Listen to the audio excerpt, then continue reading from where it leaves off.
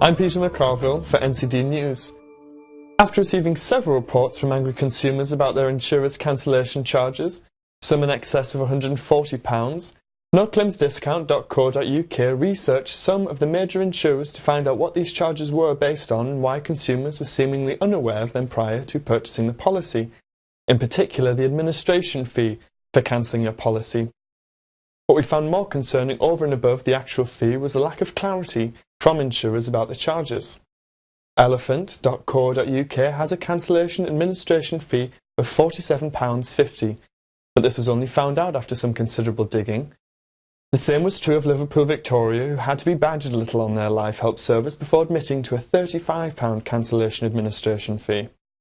Saga will only charge you if the administration cost incurred exceeds £5, although they don't have an upper ceiling limit. The AA charged £25, but the terminology used in the booklet was far from clear, and it took a phone call to have it explained properly. There were many other insurers who would have to be directly contacted to find out the charge, such as RAC, Sheila's Wheels, Sainsbury's, Churchill, eSure, Co-op and Privilege, who all used the following type of terminology to advise of an impending charge whilst refraining from disclosing the actual sum. Less an administration fee to take account of our costs in providing your policy. The fees are detailed in your schedule, indicating that people are only notified of this cancellation tax after the policy is taken out. Such is not always the case. More Than, for example, have no problem advising you that it will charge a hefty £55 should you wish to cancel mid-term.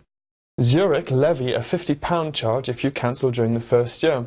Barclays Insurance seem more reasonable with £26.50.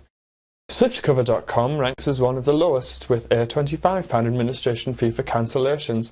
And not only was this lower than most, but all their charges were laid out in a clear and concise manner with viewable policy documents containing a complete breakdown of the percentage premium refund to be expected over the year.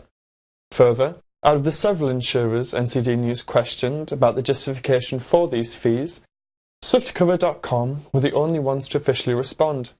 Craig Stanaland, underwriting director of SwiftCover.com, told NCD News, SwiftCover.com does charge £25 to customers who cancel their policies during the first 14 days.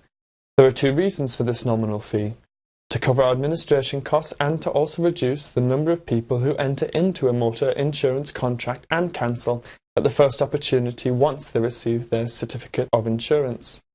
It is always worth writing to the insurance companies to ask for a breakdown of the fees prior to purchasing the policy. Any quote you receive from them will generally be valid for up to 30 days.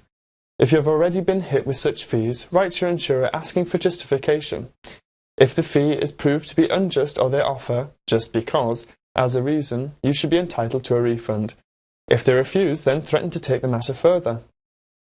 NoClaimsDiscount.co.uk's news editor Michael Beverley said in a recent press release, if insurers want to charge large amounts in cancellation fees, then not only should they be completely clear to the consumer before purchase, but some justification should be given as to why their charge is more than double that of another insurer.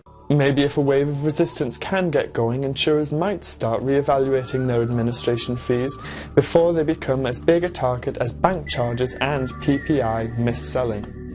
I'm Peter McCarville for NCD News. Cheers.